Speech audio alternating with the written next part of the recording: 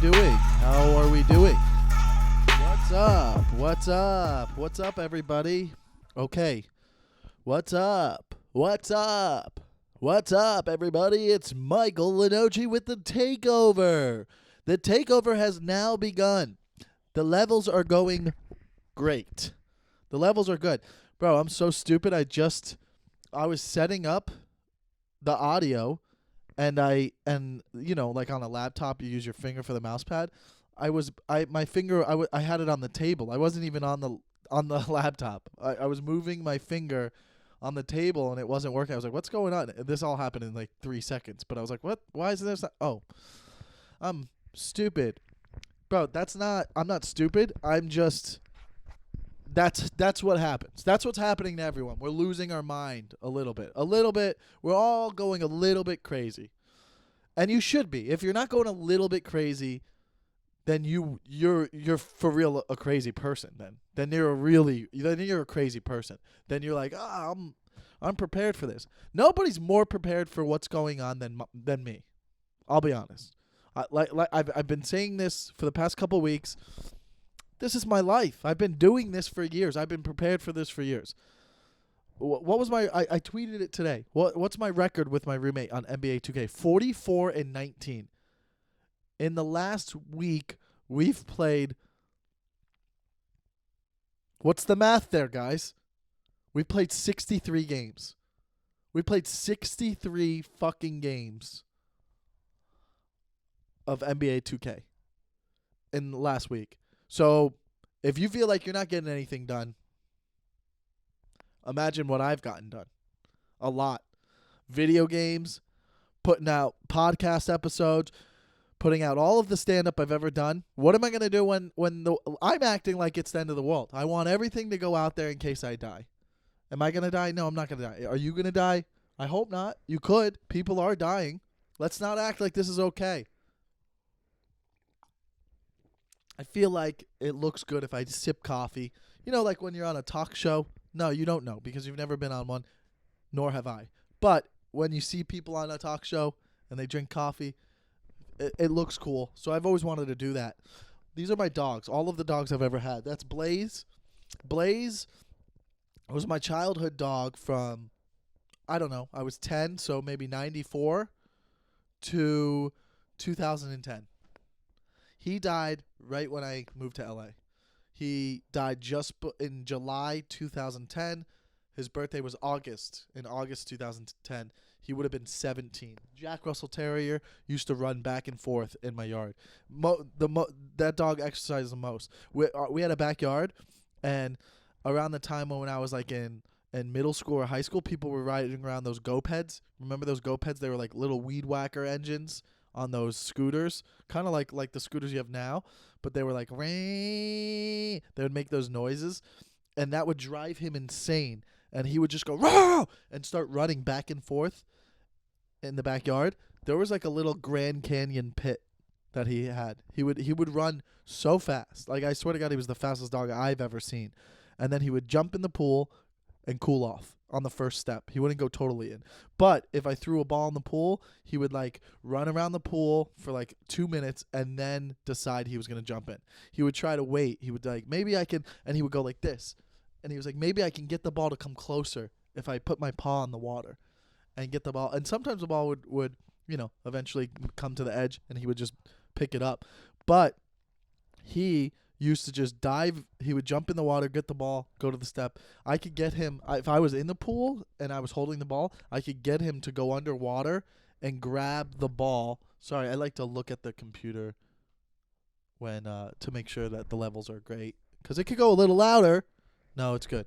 So I could hold a tennis ball in the pool. Everything's falling apart. I'm dropping things. I'm coming out of frame. That will go up there. Those are the notes for this episode. Who cares? I don't have to tell you what the setup is. Do I have to tell you what the setup is? Maybe I feel like I need to. Okay, so anyways, I'm in the pool. We're talking about Blaze, the dog, in case you just came in. It's not live. I didn't have to say that. But anyways, I would hold the ball, and I could hold it underwater, and my dog would swim underwater at least like 3 or 4 feet and get the ball and come back up. He was awesome. He was the best dog I've ever had. He was the best dog I've ever had. Now, when I say dog, like, he was the coolest dog. He did a lot of things. He was just so cool, and it was awesome. Now, obviously, I'm not going to compare it to Wade. Wade's different. Wade is like it's the first relationship I've had with a dog. Like Blaze was like, I'm a kid. I have a dog at my house. My parents take care of him. Wade is the first dog, I've ever had to take care. Like, it's mine. It's different.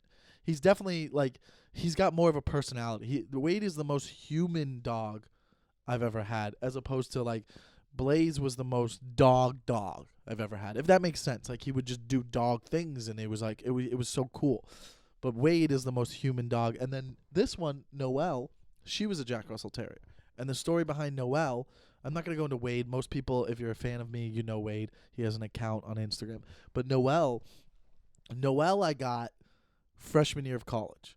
I was just like, I was away from home. Freshman year of college is the hardest year of college for every student, because you're adjusting to, like, not being around your parents, not being around what you're used to in life. Go to school, come home. You had your high school friends. You're building new friendships for the first time in your life. You learn about the real world, how you have new relationships that you'll build, right? So that's why college is a little rough like that. So you start these new relationships. You're lonely. You don't know how to maybe adjust it with the changes of your new schedule. So, like, I think a lot of people make the mistake of getting a dog. So I got a dog freshman year, and in my head I was like, well, if I'm going to get a dog, I want a Jack Russell Terrier again, because I loved Blaze. I wanted it to be like him. I missed him. I wanted it to be like him. Not thinking that all dogs are going to be different, and they're not necessarily going to have the same personality or grow up the same way because of how the environment they're in. Like, of a dog should have a schedule. Like, it wakes up in the morning, eats at 7 or 8 a.m., eats later in the evening at like 5 or 6 when people come home from work. It has a schedule. It's like a human. Now, when a dog's in college and it's raised that way, it doesn't have a schedule. They're disobedient. Like, they don't grow up the same way. They're not trained as well.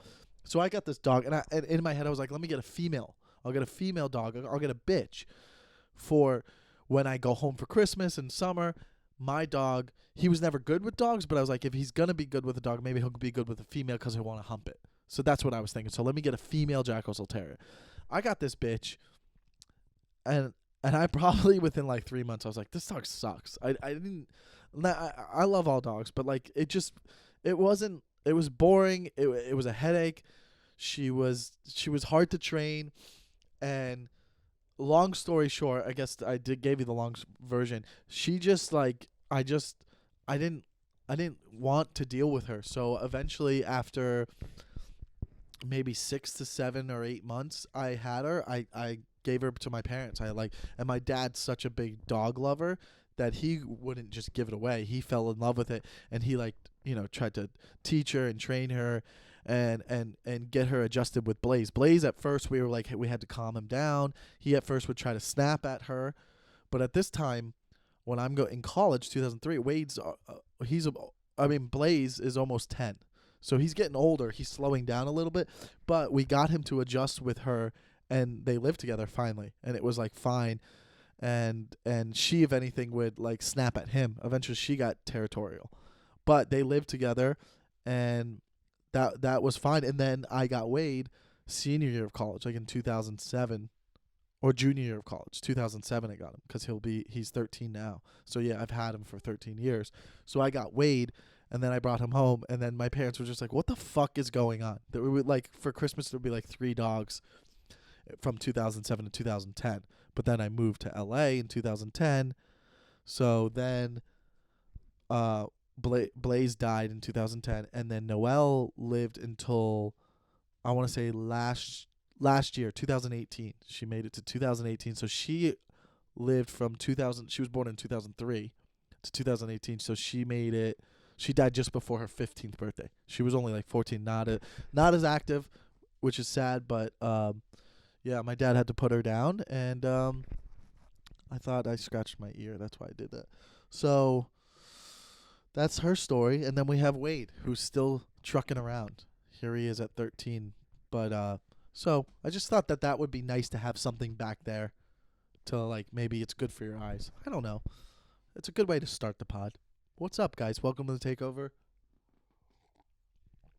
episode 3 of Quarantine Life, or whatever this season's called. I don't know what season 3 is, but this is what season 3 will be. And we're here. We're alive. We're doing well. Nobody's sick in the house. Nobody. I know one person that got sick. I do know one other comedian. I'm not gonna share his name, but there was one other comedian that was hospitalized. He's doing better now, but he had got the corona. He got that vi. He got that vi. Nobody else I've heard, but I mean, obviously, it's LA is one of the third biggest cities I think that has had an outbreak. I think New York is obviously number 1, Seattle. But we're all doing our thing to stay busy. I'm trucking along. I'm still looking ugly. I still want to I want to look the part still, and I think we should all.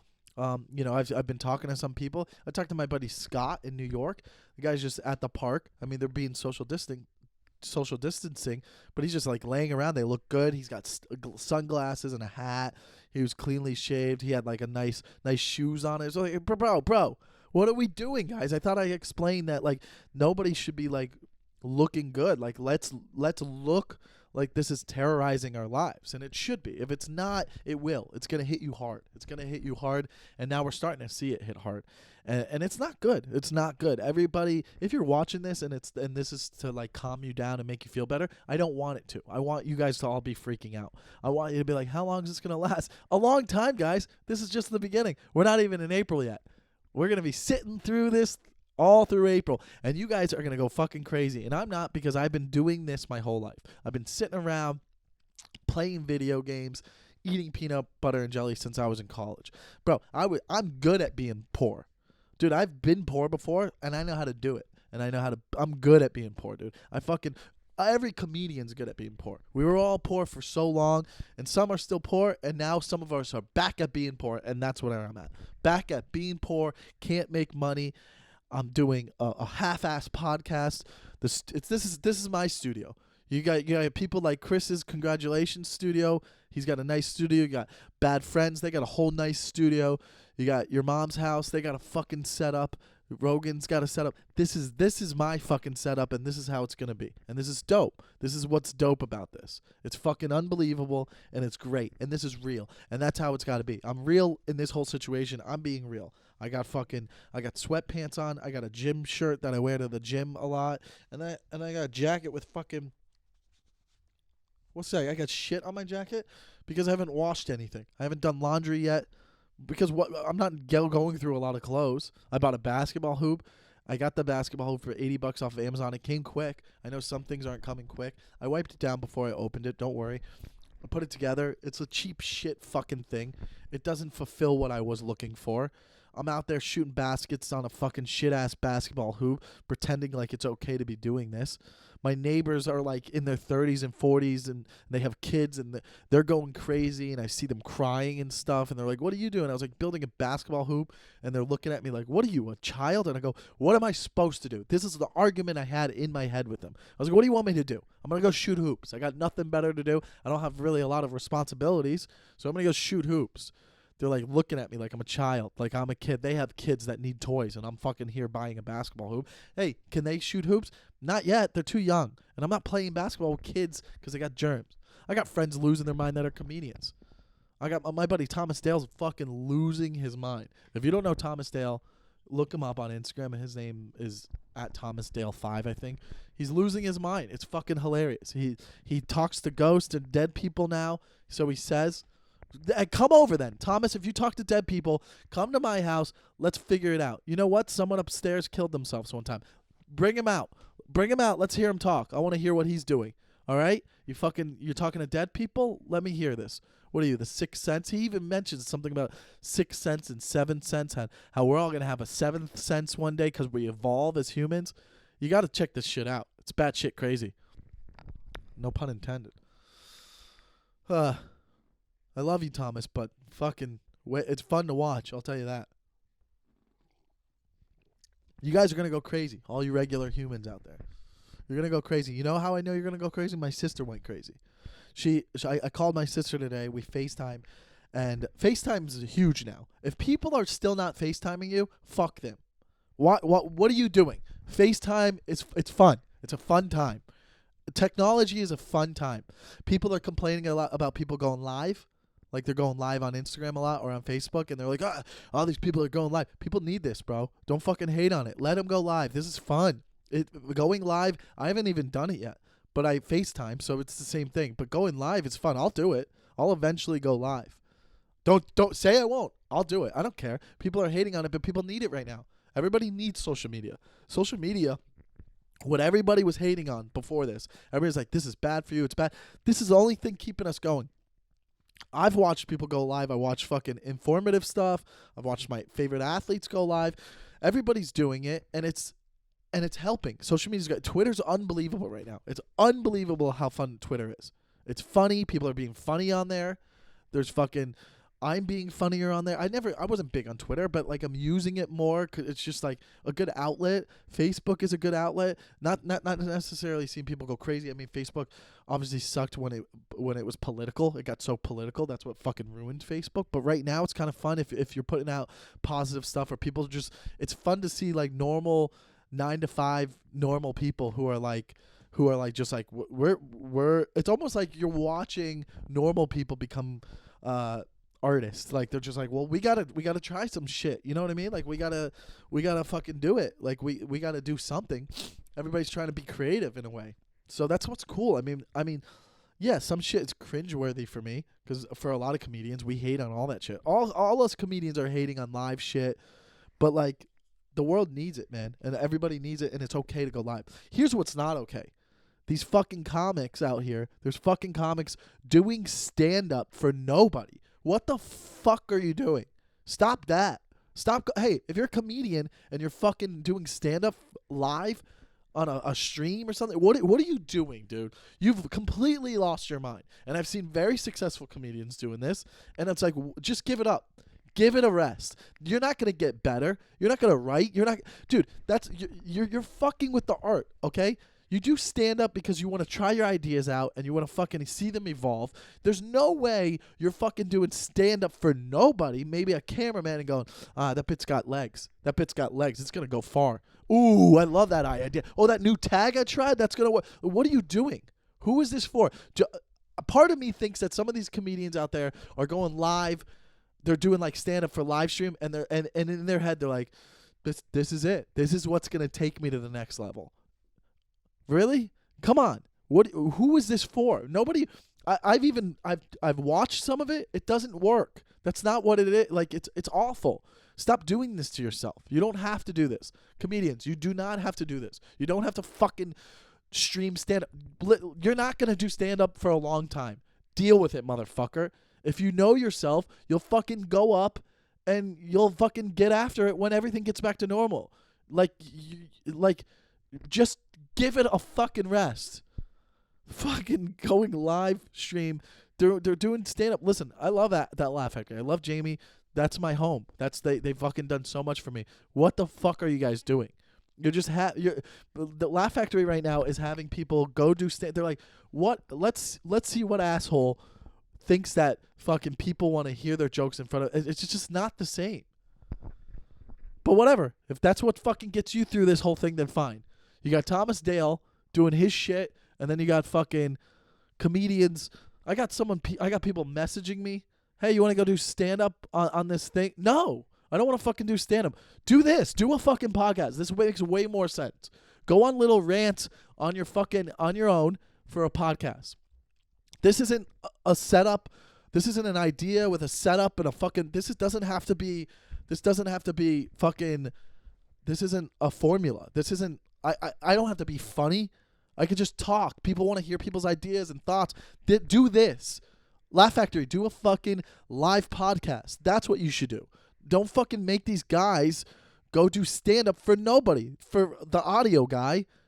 And then there's just, it's insane. It's literally insane. Like, just everybody give it a rest. I don't know. What do I know, right? What do I fucking know? I'm in my bedroom with the door closed, with my phone set up pointing at me in an orange chair with my fucking dead dogs on the wall. Listen, if you're not going crazy, you're not doing this right. That's all I'm saying. You got to be going crazy. Motherfuckers. Go crazy a little bit, you know? Oh, so I called my sister. She went crazy today, finally. I call and she goes, "What's going on?" And she goes, "I lost it today. I started crying." Like, I go, What do you mean? What happened?" She goes, "Brady, my nephew, one of the youngest nephews." She goes, "He woke up with he was he was like he had a cold and a fever." And they're kids. They get sick all the time. And she started worrying and she started crying and freaking out. She called my mom and she's like, "I don't know. I think he could have it. What do I do?" And my mom was laughing. She was like, "Oh, I knew this would happen. I knew you would have a breakdown eventually, but I thought it would have happened sooner than later." And then my sister called me and she was calmed down at that point. She goes, "It wasn't a big deal. It was nothing." But like like people like that who are used to going to work, they're the ones losing it. Comedians were built for this. Comedians or people who work at home, or like, yeah, people who are stay-at-home moms or dads. You know what I mean? But like people who work, man, they fucking are losing it, dude. But like my buddy in New York, he's doing okay. He went to the park, not Central Park, but another park. But everybody's distant. But like that's the only thing to do in the city. Like people have to get out, so they have to walk around a little bit. It's not crazy there. I mean, it's a dead town. Everywhere is described. The best description of everywhere is like it's like Christmas Eve. You know when you go outside on Christmas Eve and you drive around on Christmas Day, it's just dead. That's how it is everywhere. That's how it is in L.A. Although I mean everybody, like I went to Rite Aid yesterday. There were still some people there. Picked up some stuff. I don't know. It's crazy right now. The stand-up Instagram live thing. You know what you got to do if you want to fucking calm down? You got to this is what calms people down.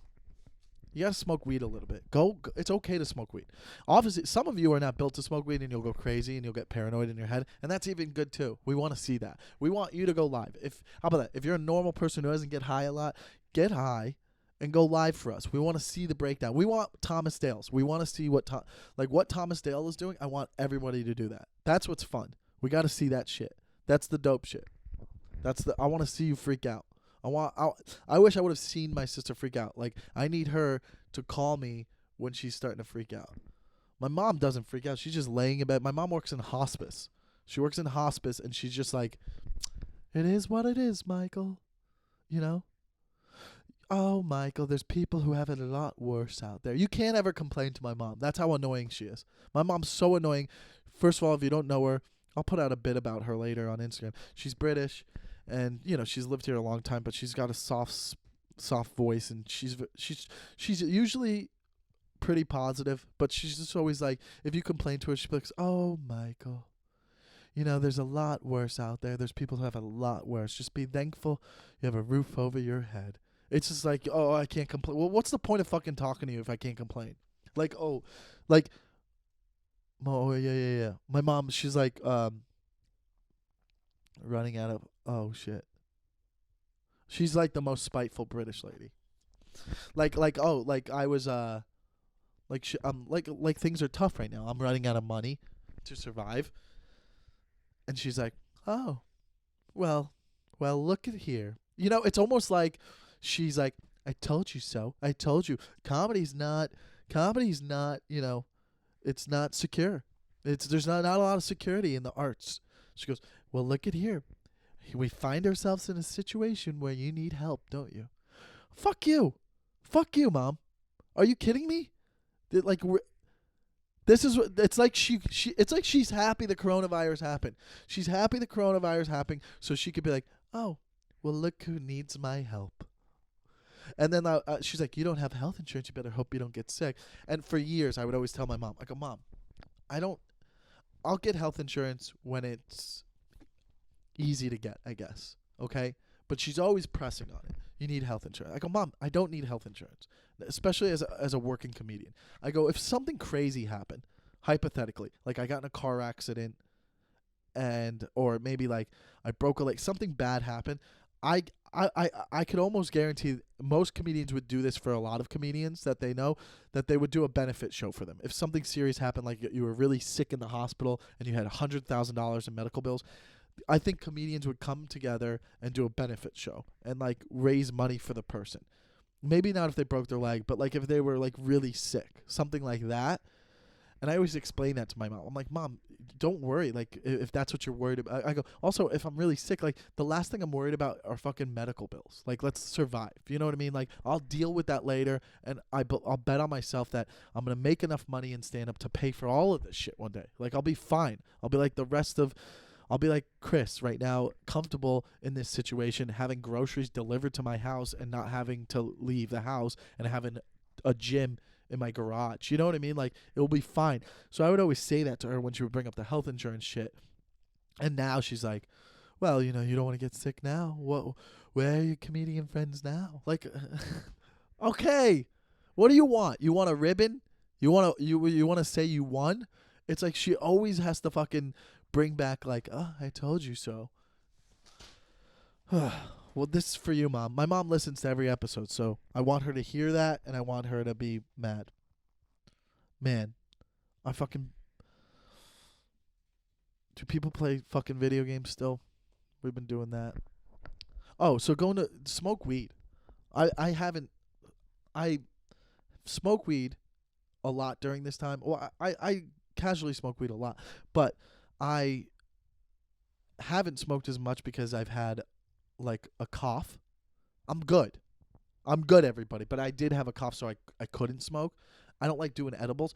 The thing about edibles is like I grew up smoking blunts. Like, that's what we would do in Coral Springs in South Florida. Like, we used to smoke weed in our cars and stuff, because once we came that we had to. Like, that's the only place you could. We couldn't smoke at our place because our parents were there.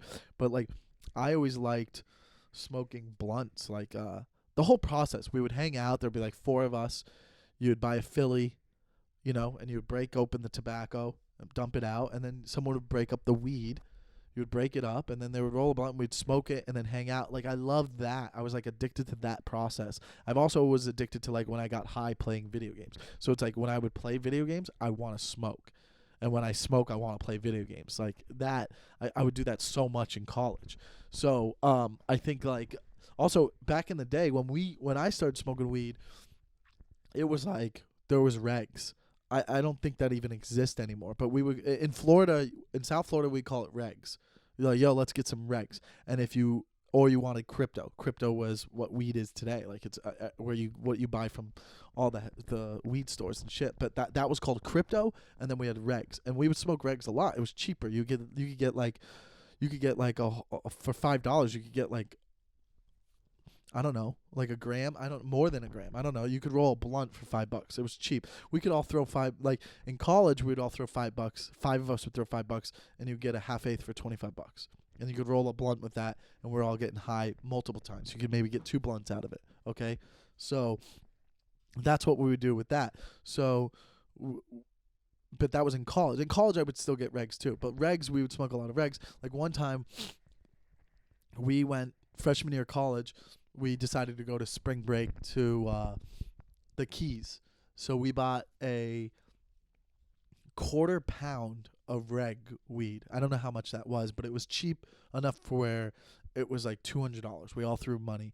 And we sat in my room rolling. We bought a bunch of blunts, rolling blunts for the trip. And it took maybe all night, like 3-4 hours at the night. There was like 4 of us. We had like a whole little team. Like, somebody was breaking up the blunts, throwing the tobacco out. Another person was breaking up the weed, and then like 2 of us were rolling blunts.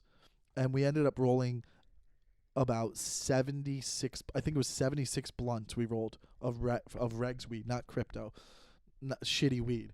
But we rolled 76 blunts for this Key West, for the Key West spring break trip. We had 78, and then we took 2 cars down there. We were driving 2 cars because there was like 8 of us. We probably smoked 3 or 4 blunts in each car on the way down there. So we still had, like, let's say we had 65 blunts, 65 blunts, and we were going to be in Key West for 3 days. For the 3 days we were in Key West, we walked around, we went to some bars and stuff. I don't know if we were all 21, but some of us had fake IDs. We basically just sat in the hotel room and smoked these blunts and did nothing. Like, that's how much of stoners we were. We were just sitting around, just like, what should we do now? Smoke more weed. Like, we sat around and smoked all fucking 65 blunts that were left from after the car. We even had blunts left driving back home. But all we did was drive to Key West to smoke these blunts in hotel rooms and drive back up. It was the most useless use. It was like a waste of time, basically. We could have done that in fucking Coral Springs or Fort Lauderdale, wherever we grew up. But I think it's okay to smoke weed right now. I think no matter what you do, I think a lot of people can do it. You know, it's fun to clean. I've cleaned this. We've cleaned the whole place. We've reorganized. We've reorganized some of the house. That fucking house. I reorganized my room because of this whole situation. I moved my bed sideways. I moved this chair in front of the bed because I sit in this chair and I play video games. Because what am I supposed to do? And then around 2 o'clock I go to bed and I start watching fucking Netflix or trying to watch some sort of show. Smoke weed, guys. It's fine. Now we could get to the shows. I haven't finished Tiger Belly yet, but everybody's talking about it. They're like, it's insane. It's weird. I don't know. It's not as weird to me. I've been all over the country. I've seen these fucking crazy people. Like my sister and brother-in-law were like, isn't it so weird that there's people like? I'm like, nah. Dude, I've been everywhere, man. I've seen people like this. I mean, you meet crazy people in fucking L.A. I haven't finished it yet, so I don't really want to talk about it too much until I fucking know all more about it. But it's fucking crazy that at first, like the first episode, I was like, I think it's fine to like let these kids pet these cats and stuff, and you know, where are the cats supposed to go? You're not gonna fucking fly them to Africa and let them loose. Like some of them look like they have an okay life, but I guess mating them is fucked up and selling them. That part is. But I haven't got too deep into it, but I'll finish it by the time I do another episode of this. I'll finish it so that I can talk about it and be like, oh, it was crazy, because I'm only on like episode 2. So, and I'm starting to see the wars and like, okay, he's gay and he has 2 boyfriends and the other guy has a lot of girlfriends. Like that shit's not that weird to me. I've heard of shit like that before. But, you know, I'll get more into it. But I think that I'm excited for Ozark. That's another. I know people ask for suggestions. Be the person who just watches the show. Stop asking online or on Facebook, hey, Netflix suggestions? What do your opinion's different from someone else. I never understood that. And also, like, is this place good? Or like when you're at a restaurant and someone's like, what's good? When they ask the waiter, I go, you don't even know the guy. Why do you care what he likes? Well, he works there, so he knows what's better. Bro, if it's on the menu, it's got to be pretty good. Somebody's going to fucking like it. Maybe I just fucking talked myself out of that belief. I guess it's okay to ask a waiter. But just fucking pick what you like. Fine, you can ask what's the most popular item on a menu. That's fine. But to ask someone, what do you like? Do you have a different taste bud? Or like, what's good on Netflix? Like, Netflix tells you now. They have the fucking what's top 10 most popular. But I don't know what you're going to like. I don't know. Maybe I'm just being negative. I put up another stand-up clip, a fart joke. You got to have a good fart joke out there, so make sure you check that out. Oh, yeah, let's talk about the Patreon. I made a Patreon to help make money. I think I got a couple Patreon users, but you go to the Patreon / the Takeover, and there's different tiers. It's all bullshit. I don't know. Fucking if you want to do it, do it. If you're rich and you have throwaway money, fine. I don't really have much to offer right now. Relax. It's just a fucking sneeze. It's dusty. My place gets dusty, okay? But so there is the Patreon. Check it out if you want. Eventually this will get big, and I'll have merch for it or something, or I'll do extra episodes for people who contribute a lot. I also might be doing I'm probably gonna, when everything gets all said and done, me and Craig are gonna start a YouTube show. I guess it will be a podcast too, but like it's more of in the production of having a YouTube show that we're going to start when everything, hopefully that will start before summer ends. So that's something to look out for. Craig and Mike. I guess it will be called Craig and Mike. So I'm excited. If you like our dynamic, we have videos out there. We also have you could check out his last episode of Community Service. I did it with him. I've done his podcast like a few times, so you could check that out. Also, if you can, leave 5-star reviews on Apple Podcasts. That helps this podcast grow. For some of you guys who are new, maybe you came from over Guys Night Out podcast. Sorry I ended that. I don't know if I really talked about that a lot, but I had done Guys Night Out pod with my buddy Chris Lev. He's a great guy. We did it for over 3 years. We started in like February 2017, I think. It was good. I mean, we eventually had a good system. Like it was structured. People would write in. There was all these great stories, but like, you could only do it for so long, and then you kind of don't get you get a little unmotivated like about it. So like that was kind of part of it. You put a lot of work into it, and it just felt like it was kind of stale. And I think we grew out of it too a little bit. It just felt like homework a little bit for me.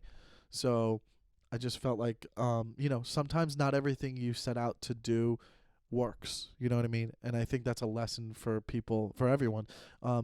It's just try everything, because maybe it will work, maybe it won't, and it's like a relationship. Like, it lasted 3 years. I think if you date someone for 3, 4, 5 years, even if you date someone that long and then you guys break up, it's not a failed relationship. That's pretty successful. It worked out.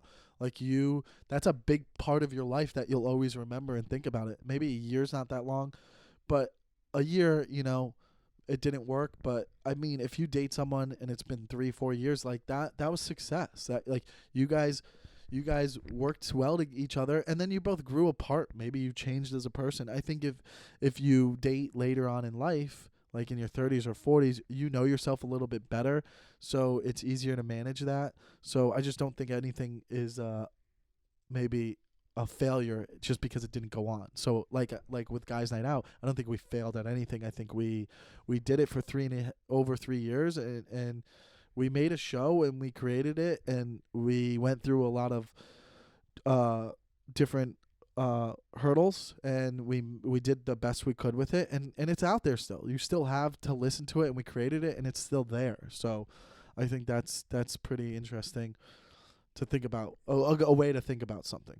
Just with everything in life, just with relationships you've had with people. I mean, you go through best friends throughout your life. Like, I had different best friends in middle school, from high school to college to now. Like, so and I still keep in touch with those people. So not everything is always failed, I guess, is what I'm trying to say. So, but if you come over from Guys Night Out, this is the Takeover, and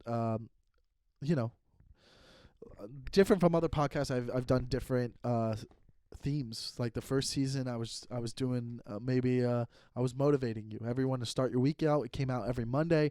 And then season 2 was me about all the first comedians I met in my journey of 10 years of stand-up out here.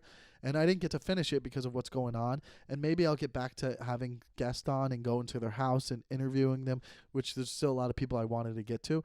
But in the meantime, I wanted to just put out this. It's just I don't want to be set to one guideline of a podcast. I want to just be able to grow and evolve into whatever I feel like doing at the moment. So that's why I'm doing it like this. So leave those 5-star reviews. That helps. If you're on Twitter and you have questions, hashtag the Takeover Pod, or at Michael Lenoci, and then maybe I can answer questions from there. On Instagram, the Takeover Pod, at the Takeover Pod. You could DM the Takeover Pod. I can see all the messages on there. There's not a lot of followers, so I'll read them if it's something that I think would be good for the podcast. Or if you want to do like artwork shit, I'll post it. But that's cool. So there's a lot of fun things going on there. Again, I'd like to do an hour for you guys. I don't have a lot of stuff that I can talk about this week because I didn't do a lot on my own, homework wise. I'll do more. I'll come up with stuff, but I'm having fun doing this, and I hope that you guys are growing out your beards and looking like shit. And we'll do this again each week. Thank you guys for listening. Subscribe, tell a friend, anyone who needs some outlet to or something to do during this time. Maybe send them my way. Maybe it will help, maybe it won't, but either way, you guys should be fucking panicking and having a hard time right now, because this is what we're all doing. So until later this week, I don't know. I'm not dropping this on any certain day. Like last week, I dropped one on Friday. I did a short episode on Monday. I'm just going to do episodes whenever I feel like I have stuff that I need to talk about. There will always be one episode a week at least. So that being said, that's this week's episode. I hope you guys enjoyed it, and it's also on YouTube. So subscribe to my YouTube channel. Try to get more subscribers on there. So go to there, and I'm posting video for all of this podcast. So if you're listening to it, you can see season 3 on YouTube. It's under the Takeover, under the stand-up column on my YouTube page. So give it a watch. Watch it if it's something to watch. You know, I don't know. Is it fun to watch? I'm doing little things. Okay. So thanks for listening, and I'll see you guys next week. Goodbye.